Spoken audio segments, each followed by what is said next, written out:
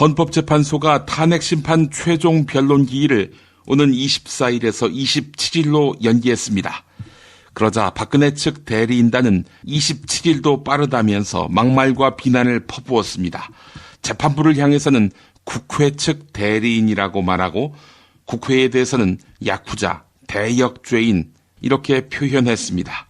이춘석 국회 탄핵소추위원은 선고 하루 이틀 전 박근혜가 하야하는 시나리오로 이어질 것 같다 이렇게 말했는데요. 실제 자유한국당의 한 중진 의원은 박근혜가 3.1절에 중대 발표를 할 예정이다 이렇게 밝혔다고 합니다. 자진 사퇴하는 방안을 고려하고 있다 이런 얘기인데 국민일보 보도였습니다. 자, 이와 관련해서 서울대 법학전문대학원 한인섭 교수는 박근혜 하야설에 대해 깊은 불신을 드러냈습니다. 페이스북에 올린 글 소개합니다. 5천만이 끌어내도 하야할 사람이 아니다. 다시 한번 김종필의 통찰을 기억합시다. 한 번 속으면 속인 사람이 나쁜 겁니다. 그런데 거듭 속이는 줄 알면서도 속아 넘어가면 속아 넘어간 사람이 어리석고 나쁜 겁니다. 그런 나쁜 국민이 되지 맙시다. 국민일보 보도였습니다. 대통령 박근혜 측 김평우 변호사가 탄핵 심판 변론에서 또다시 막말을 쏟아냈습니다. 조선일보는 야권 대선 후보들을 억지로 끼워 넣으며 김평우 변호사의 막말까지 말아서 비난했습니다. 그 일부입니다.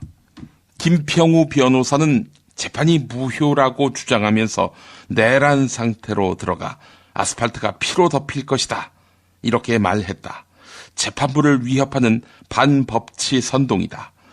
더 걱정스러운 것은 더불어민주당 대선 주자들 가운데 단 한 사람도 헌재 결정에 흔쾌히 승복하겠다. 이런 약속을 하지 않고 있는 현실이다. 더불어민주당은 헌재 승복이라는 말 한마디도 못한다니 이들이 집권하면 어떤 세상을 만든다는 것인지 이해할 수 없다. 정말 나라가 큰일이다. 조선일보의 나라 걱정이 왜 이렇게 우습기만 한지 모르겠습니다.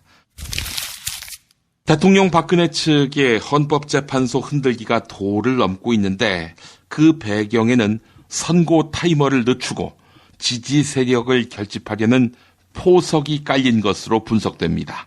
공정성을 문제 삼아 주심에 대해 기피 신청도 했는데요. 또한 받아들여지지 않을 게 불보듯 뻔한데도 국회의장과 여야 원내대표, 전 헌법재판소장 등 20여 명의 증인을 새로 신청했습니다. 박근혜 측의 총공세 전략은 불공정 재판 프레임을 확산시키려는 것으로 보입니다. 재판이 불공정했다. 이런 여론을 지지층 사이에서만은 확실하게 굳어지게 하겠다라는 의도라는 이야기지요. 탄핵 심판정 안에서 태극기를 꺼내 들거나 색깔론을 펴는 것과 같이 지지 세력을 끌어모으기 위한 여론전 성격이 짙다는 것입니다. 노컷뉴스 보도였습니다. 헌법재판소가 재판관 신변 보호를 위해 경찰에 24시간 근접 경호를 요청할 예정입니다. 헌법재판소의 요청이 받아들여지면 8명의 재판관에게는 2명에서 3명의 경찰 경호 인력이 배치됩니다. 이들은 재판관의 출퇴근은 물론 변론, 평의 절차 등에서도 재판관을 근접 경호하게 됩니다. 경향신문이 보도했습니다.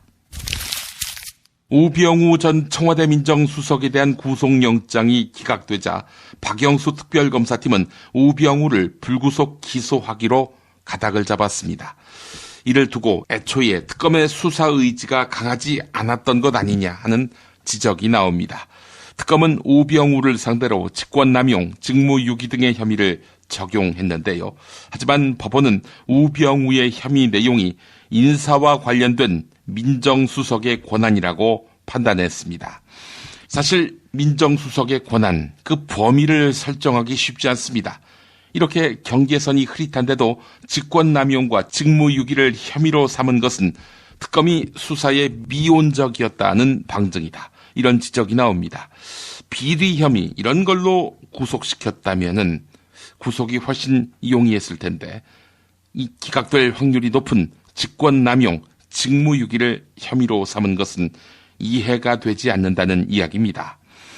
또한 특검 브리핑에서는 수사팀 내부에서 이견이 작용한 것이냐 이런 질문도 나왔는데 이규철 특검보가 전혀 상관이 없다는 것은 아니다 라고 답했다고 합니다. 상관이 있다는 것이죠. 수사 방향과 강도에 대한 내부 갈등을 인정하는 대목이라 의미심장한데요. 혹시 우병우 라인이 특검까지 독버섯처럼 번져 있었다, 이런 방증은 아닌지 모르겠습니다. 한국일보 보도였습니다. 우병우의 구속영장이 기각되자 야권은 황교안 대통령 권한대행에 대한 압박 수위를 높였습니다. 박영수 특별검사 수사기간을 연장해야 할 이유가 더 늘어났다는 것입니다. 또한 야권은 정세균 국회의장의 결단도 촉구했습니다. 더불어민주당 문재인 전 대표 등 야권 주요 정치인들은 국회 본회의 직권상정을 통해서라도 특검 수사기간을 연장해야 한다, 이렇게 주장했습니다. 일각에서는 황교안 탄핵 카드까지 꺼내들었습니다. 하지만 자칫 야당이 국정 혼란을 부추긴다는 비판이 쏟아질 수 있어서 실제 탄핵이 이루어질 가능성은 낮아 보입니다. 한겨레가 보도했습니다. 박영수 특별검사팀의 1차 수사기간이 오는 28일 만료되는데요. 결국 대통령 박근혜에 대한 대면 조사 없이 특검 수사가 마무리되는 것 아니냐, 이런 우려가 제기되고 있습니다. 특검팀은 대면 조사가 무산되면 그 경위를 낱낱이 설명할 것이라고 사실상 배수진을 쳤는데요. 대면 조사에 소극적인 청와대를 강하게 압박한 것입니다. 특검팀은 그동안 박근혜에 대한 대면 조사를 위해 청와대와 물밑 접촉을 계속해왔는데요. 아직 접점을 찾지는 못한 것으로 보입니다. 세계일보 보도였습니다. 박근혜 탄핵 심판 16차 변론에 출석한 안종범 전 정책소정수석은 좀처럼 고개를 들지 못했습니다. 미르재단과 K스포츠재단의 설립과 관련해 대통령 박근혜의 지시를 맹종한 결과다, 이런 취지로 증언을 했는데요.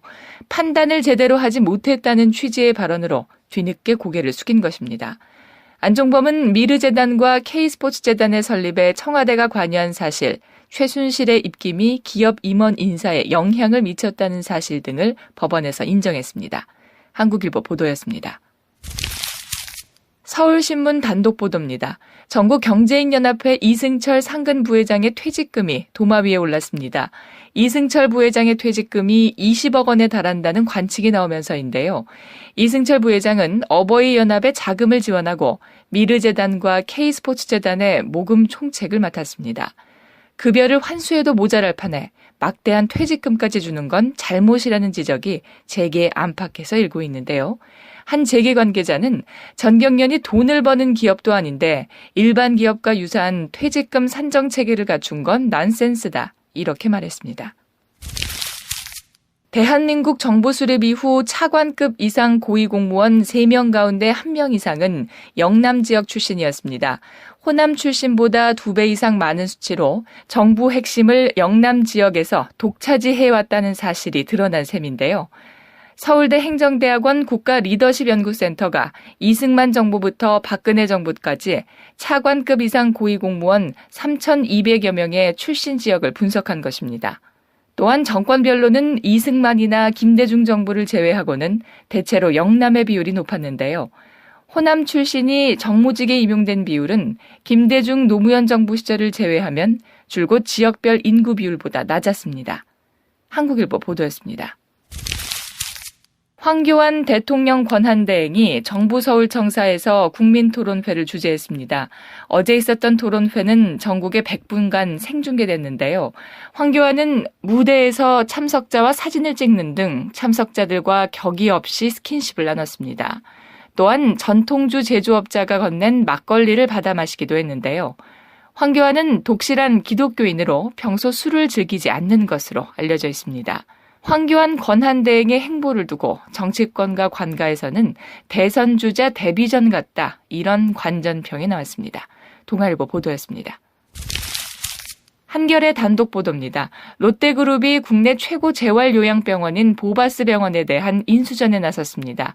의료계 안팎에선 영리병원의 신호탄이라는 비판이 제기되는데요. 이에 따라 주무관청인 경기도 성남시는 의료 영리화가 우려된다는 이유로 사실상 반대 방침을 굳혔습니다. 의료법이 규정한 비의료인의 의료기관 개설 금지 조항에 어긋난다는 것입니다. 특히 의료법에 따르면 영리법인인 외국인 투자기업이 병원을 세우지 못하도록 하고 있는데요. 외국인 투자기업인 호텔 롯데가 돈을 주고 사실상 병원을 설립하는 것과 마찬가지인 절차를 밟고 있는 것입니다. 파이낸셜 뉴스 단독 보도입니다. 정부가 부산 지자체에 일본 총영사관 앞에 설치된 소녀상을 이전하라, 이런 취지의 공문을 내려보냈습니다. 국제예양과 국내 도로법에 어긋나는 것인데요. 지난 14일 외교부는 부산시청과 부산시의회, 부산동구청에 소녀상을 이전하라는 내용의 공문을 내려보냈습니다. 후폭풍을 뻔히 예상하면서도 이 같은 내용의 공문을 내려보낸 것은 일본 측에 보여주기 위한 행동이 아니냐, 이런 해석이 나오는데요. 지난 17일 윤병세 외교부 장관은 일본 외무상에게 소녀상 문제가 원만히 해결되도록 노력할 것이라고 말했습니다.